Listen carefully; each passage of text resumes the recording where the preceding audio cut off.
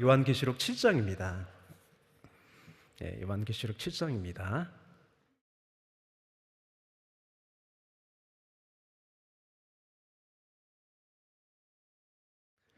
우리 함께 읽겠습니다. 이르에 내가 네 천사가 땅 네 모퉁이에 선 것을 보니 땅의 사방의 바람을 붙잡아 바람으로 하여금 땅에나 바다에나 각종 나무에 불지 못하게 하더라.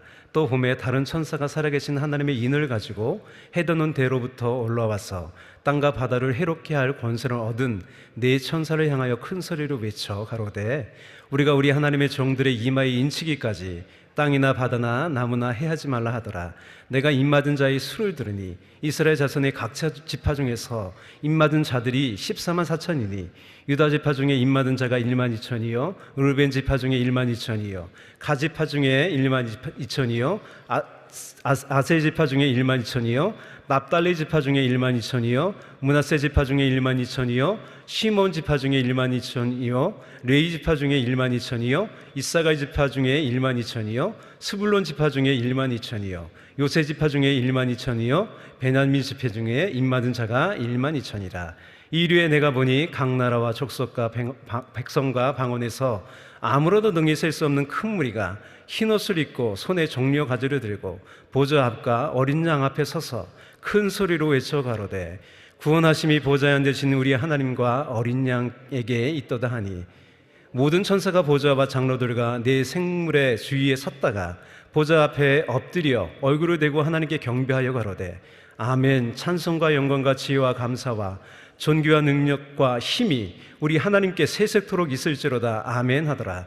장로 중에 하나가 응답하여 내게 이르되 이 흰옷 입은 자들이 누구며 또 어디서 왔느냐. 내가 가로되 내 주여 당신은 알리이다 하니 그가 나더러 이르되 이는 큰 환난에서 나오는 자들인데 어린 양의 피에 그 옷을 씻어 희게 하였느니라. 그러므로 그들이 하나님의 보좌 앞에 있고 또 그의 성전에서 밤낮 하나님을 섬기매 보좌에 앉으시니가 그들 위에 장막을 치시리니 저희가 줄이지도 아니하며 목마르지도 아니하고 해나 아무 뜨거운 기운에 상하지 아니할지니 이는 보좌 가운데 계신 어린 양이 저희 목자가 되사 생명생사물로 인도하시고 하나님께서 저희 눈에서 모든 눈물을 씻어 주실 것임이로라. 아멘. 오늘 효행복 보겠습니다. 오늘은 6월 26일 제목은 눈물을 씻어 주시는 하나님입니다. 16절 17절 우리 다시 한번 읽겠습니다. 저희가 다시 줄이지도 아니하며 목마르지도 아니하고 해나 아무 뜨거운 기운에 상하지 아니할지니 이는 보좌 가운데 계신 어린 양이 저희의 목자가 되사 생명수 샘으로 인도하시고 하나님께서 저희 눈에서 모든 눈물을 씻어 주실 것임이로라. 아멘. 내용을 보겠습니다. 길을 잃고 헤매는 어린아이는 집을 찾기까지 불안한 가운데 온갖 고초를 겪는다. 그렇지만 자기 집을 발견하고 엄마의 품에 안기면 그동안의 고생은 추억으로 남고 편안한 잠을 자게 된다. 성도 역시 세상의 모든 수고를 마치고 하나님의 품에 안길 때 비로소 영원한 안식을 얻는다. 그때 하나님은 우리의 모든 눈물을 씻어주시며 세상이 줄 수 없는 위로를 베푸신다.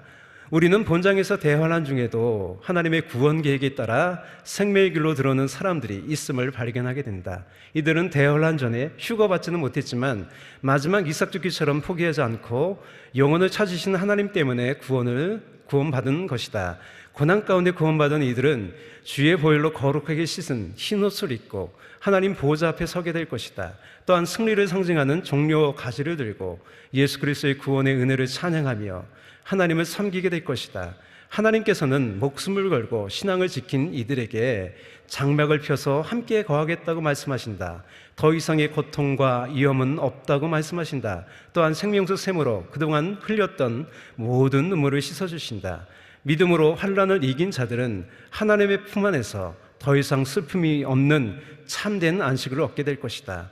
대환난 중에 구원받은 자들은 마치 오후 5시에 포도원의 품꾼으로 부름받은 사람들과 같다. 가장 늦게 주님께 돌아왔지만 하나님은 편견을 갖지 않으시고 모두를 사랑으로 품어주신다. 위로의 하나님은 오늘 우리의 수고와 눈물도 모두 하신다. 하나님의 품에 안기는 그날 주님은 우리의 눈물도 씻기시며 수고했다, 장하다 칭찬하시고 우리의 등을 두드려 주실 것이다. 생각건대 현재의 고난은 장차 우리에게 나타날 영광과 좋게 비교할 수 없도다. 하나님이 기쁘시게 해드리는 삶이 복된 삶이다. 내가 원하는 한 가지 주님의 기쁨이 된 것이라는 복음성가가 내 삶의 고백이 되게 하자. 아멘. 우리 계시록 7장을 보았는데요.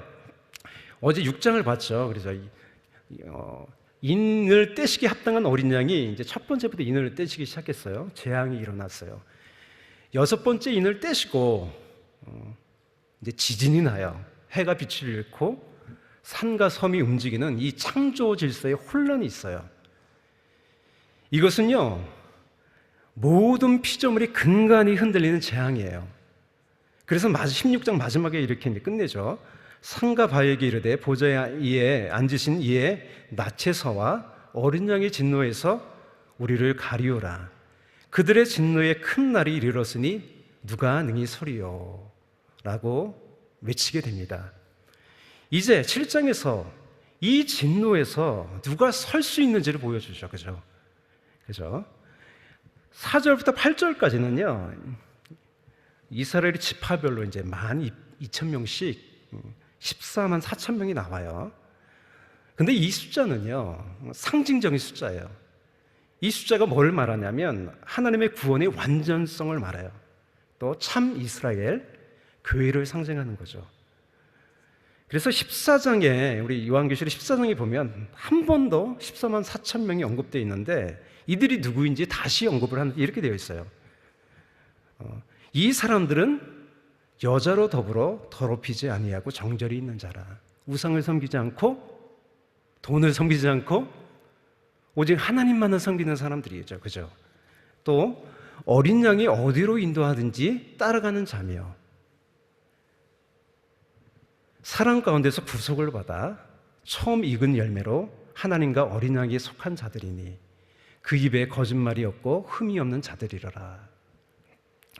9절부터 17절에 나오는 이 헤아릴 수 없는 사람들은요, 이 14만 4천 명으로 상징되는 참 이스라엘, 교회에 속한 사람인지 속한 그 사람들이 구체적으로 누구인지를 알려줘요. 그래서 9절 10절 함께 읽겠습니다.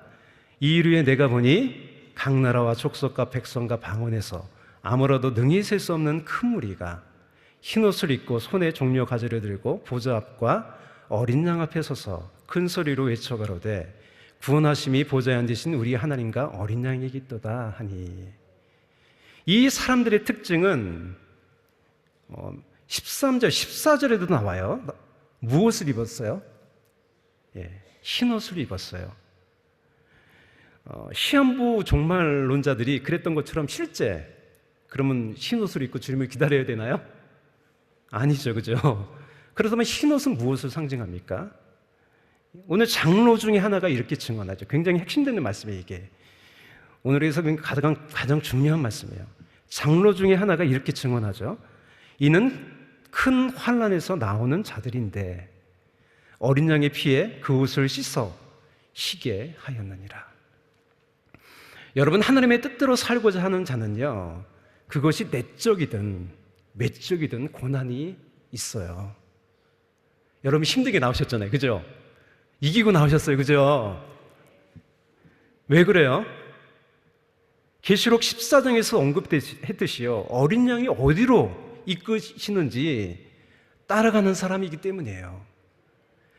우리가 따라가는 것은요, 이 세상의 풍조도 나의 본성도 아니에요.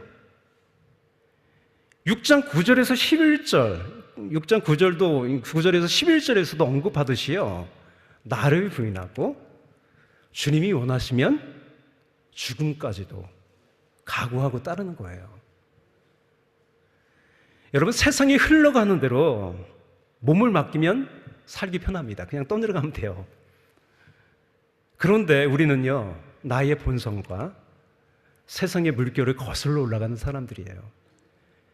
그래서 우리는요, 제가 시골에 가면 쉬리라는 물고기가 있어요.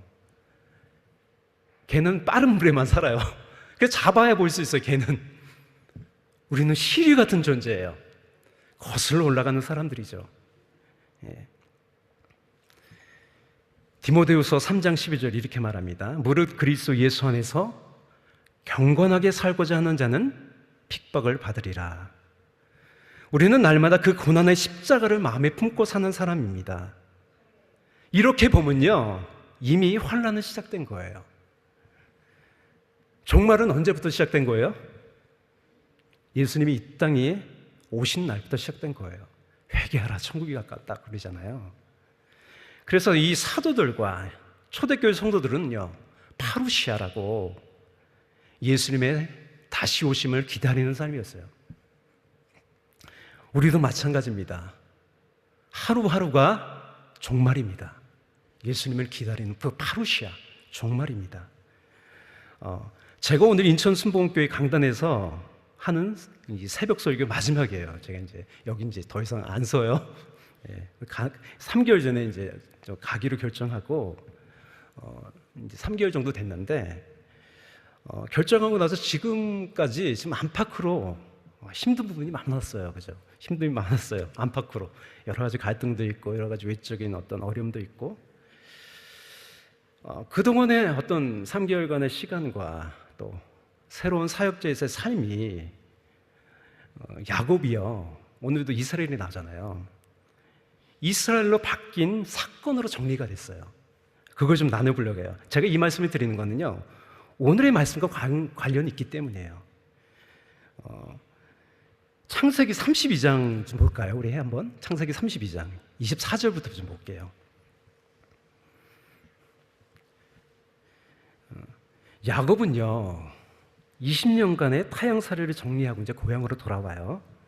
근데 야곱의 마음 한편에는 뭐가 있었어요? 에서에 대한 두려움이 있었을 거예요. 항상.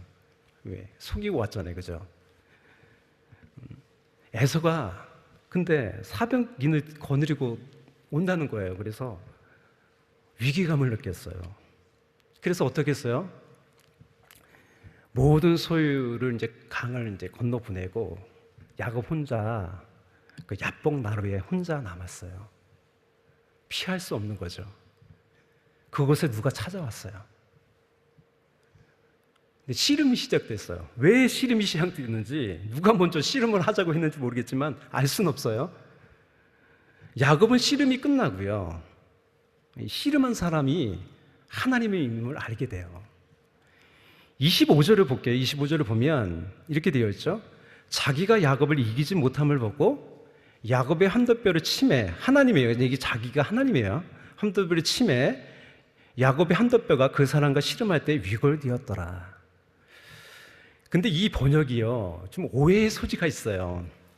하나님이 야곱의 한돛뼈를 때려서 부려뜨려서 불편한 장애인으로 만드셨다, 그런 거 아니에요. 이 치다라는 단어가 치다라는 의미도 있지만 접촉하다, 만지다라는 의미가 있어요. 그래서 대부분의 영어 성경은요, 이 스트럭이죠, 이 쳤다가 아니라 터치로 번역해서 터치, 만졌다는 거예요. 그래서 하나님이 야곱의 한돛뼈를 때려서 부러뜨린 게 아니에요. 어디를 만졌어요? 밑에 보면 야곱의 한돛뼈 심줄을 만지셨어요. 그래서 이렇게 되었죠. 이게 이제 창세기 기자의 코멘트인데 이렇게 되어 있어요. 그 사람이 야곱의 한돛뼈 큰 힘줄을 친 거로 만졌다는 거예요. 이스라엘 사람들이 지금까지 한돛뼈 큰 힘줄을 먹지 아니하더라. 이 한돛뼈 힘줄은요, 몸에서 가장 많은 힘을 쓰죠. 이 허벅지. 근육을 뼈에 붙게 하는 이 섬유 조직이에요. 창세기 기자가 이 사건의 마지막에 이 코멘트를 붙이는데 먹지 않는데요, 힘줄을. 짐승의 힘줄이겠죠. 왜 그럴까요? 이스라엘 사람들은요, 하나님이 지정한 부정한 음식을 먹지 않았어요. 한돛뼈 힘줄은요, 먹지 말아야 할 음식 규정에는 없어요. 부정한 것이 아니에요. 근데 왜 그럴까요? 제가 볼 때는 하나님이 만드신 거룩한 곳이기 때문이에요. 이 전통은요, 아마도 자신의 한돛뼈 힘줄을 만진 야곱부터 시작됐을 거예요. 또 한 가지 살펴봐야 할 것은요, 야곱의 이름을 바꿔주신 이스라엘의 뜻이에요. 28절을 한번 볼까요? 28절. 그 사람이 이르되 내 이름을 다시는 야곱이라 부를 것이 아니요, 뭐라고 부른대요? 이스라엘. 여기가 이스라엘이 성경에서 처음 나오는 곳이에요. 부를 것이니 이는 내가 하나님과 사람으로 더불어 겨루어 이기었습니다. 이 문장에서 가장 중요한 동사는 겨루다라는 이게 사라야, 사라. 이게 히브리어로 사라인데, 이 사라는요, 겨루고 다투라는 의미와 또 어떤 의미가 있냐면 힘, 능력을 가지다라는 의미가 있어요.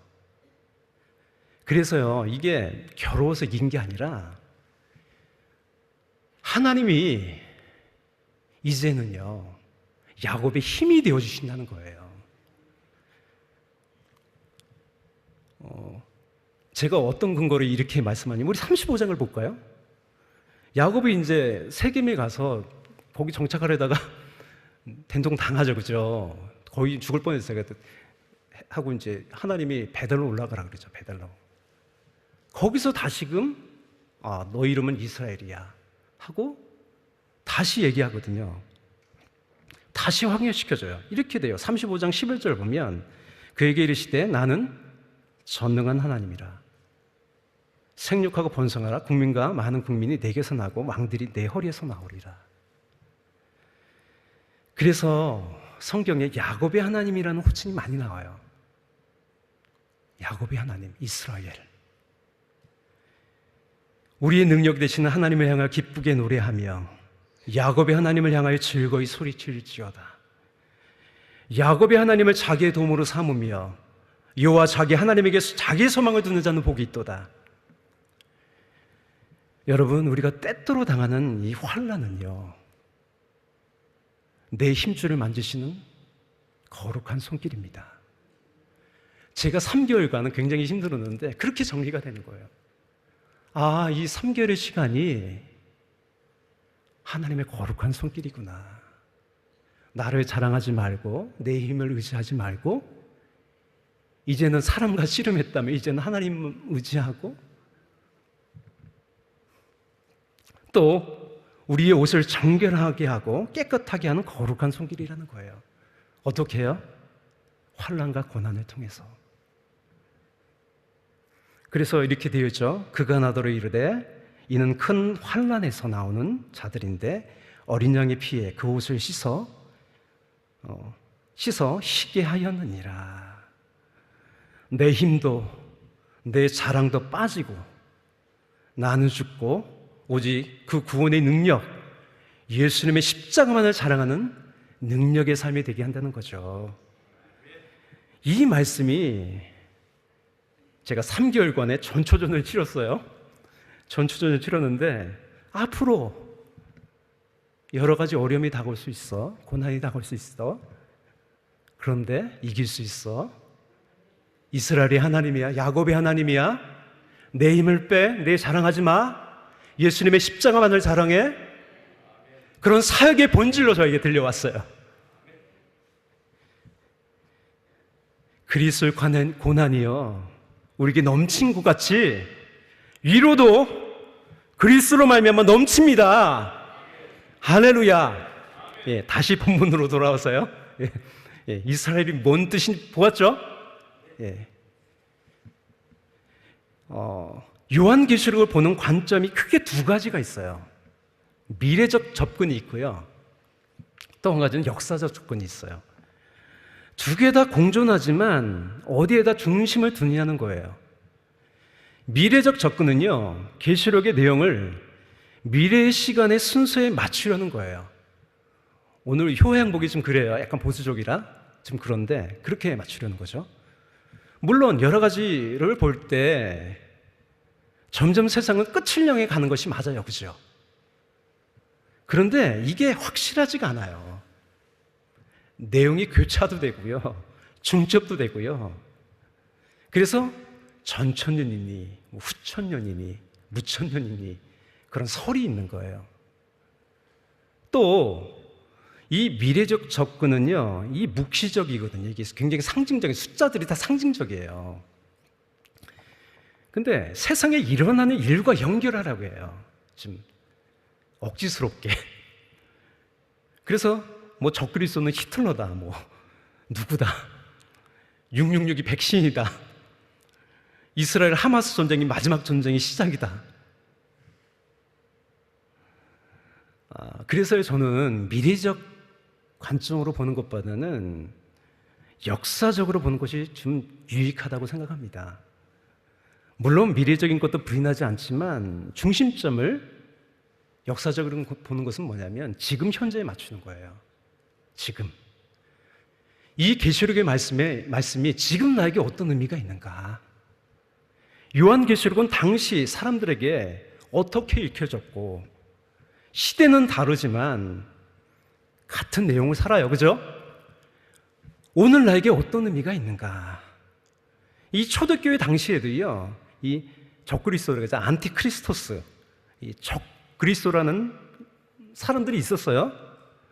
요한일서 4장 3절, 예수를 신하지 아니하는 영마다 하나님께 속한 것이 아니니 이것이 적그리스도의 영이니라. 오리라 한 말을 너희가 들었거니와 지금 벌써 세상에 있느니라. 이 적그리스도는요, 시대와 상황에 따라 다르게 나타나요. 여러분에게 무엇이 그리스도와 멀어지게 합니까? 그것이 안티크리스토스, 적그리스도예요. 그것이 사람이든 문화든 핸드폰이든 안티크리스토스, 적그리스도가 되는 거예요. 당시에 핍박당하던 교회들은요, 이 계시록을 어떻게 읽고 어떤 위로와 소망과 믿음을 가지게 되었습니까? 이 성경의 마지막 결론인 계시록은요, 세상의 끝, 결국 하나님 나라의 완성을 보여줘요. 반드시 그렇게 됩니다. 이 미래에 대한 확신이요, 우리를 세상에서 도피하는 것이 아니라 어렵고 힘들더라도 고난을 당할지라도 지금의 나와 내가 존재하는 것, 또 세상을 긍정하고요, 당당히 그리스도인으로 살게 합니다. 왜냐하면 우리의 결론은 정해졌어요. 할렐루야.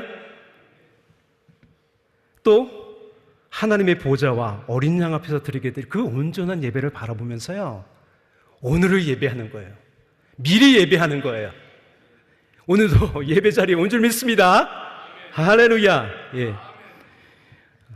그렇게 그 예배를 사모하면서요, 하루하루를 찬양하며 예배하며 사는 거예요. 누가 뭐래도 주님을 믿고 따르는 우리의 확실한 미래가 오늘 16절, 17절에 나와 있어요. 한번 다시 읽을까요? 이것이 우리의 미래입니다. 할렐루야. 저희가 다시 줄이지도 아니하며 목마르지도 아니하고 해나 아무 뜨거운 기운에 상하지 아니할지니 이는 보좌 가운데 계신 어린 양이 저희의 목자가 되사 생명수 샘으로 인도하시고 하나님께서 저희 눈에서 모든 눈물을 씻어주실 것이미로라. 할렐루야.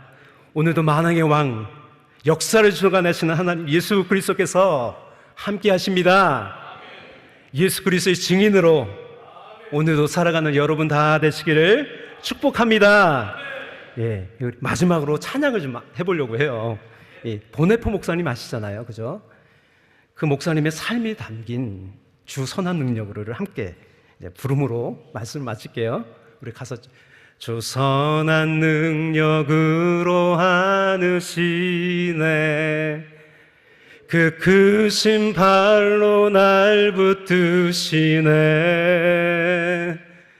절망 속에도 흔들리지 않고 사랑하는 주 얼굴 구하 2절입니다.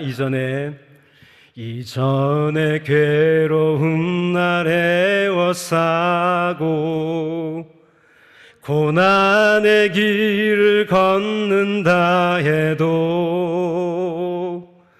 주님께 모두 맡긴 우리 영혼 끝내 승리의 날을 맞으리 3절입니다. 주님 이미 마신 고난에 쓴 잔을 우리도 감사하며 받으리 주님의 남은 고난 채워가며 예수와 복음 위에 살리라 할렐루야 선한 능력으로 일어서리 주만 의지하리 믿음으로 우리 고대 안에 주 오실 그날 영광의 새 날을 맞이하리. 승리의 새 날을 맞이하리. 우리에게 승리를 주신 예수님께 감사의 박수를 드립시다. 할렐루야, 할렐루야. 기도하겠습니다. 사랑과 은혜가 풍성하신 주님, 우리에게 하늘나라를 주시니 감사합니다. 우리에게 그리스도와 함께 고난 나갈 수 있는 특권도 주시니 감사합니다. 십자가 지는 것이 우리의 영광입니다. 주님, 날마다 힘들고 어렵더라도 주님 바라보면서 이 증인된 삶, 그 영광의 삶, 하루하루를 힘차게 나아가는 복된 믿음의 사람들 되게 하여 주시옵소서. 하나님, 우리 모든 연약한 것을 짊어지셨습니다. 우리 모든 문제를 해결하셨습니다. 우리 모든 저주를 짊어지셨습니다. 모든 저주의 소리를 자유케 되게 하여 주시옵시고, 날마다 기쁨으로 주님을 찬양하며 예배하며 주님을 증거하며 전하며 사는 복이 되는 인생 되게 하여 주시니 감사하고 주님을 찬양하며 예수님의 이름으로 기도합니다. 아멘.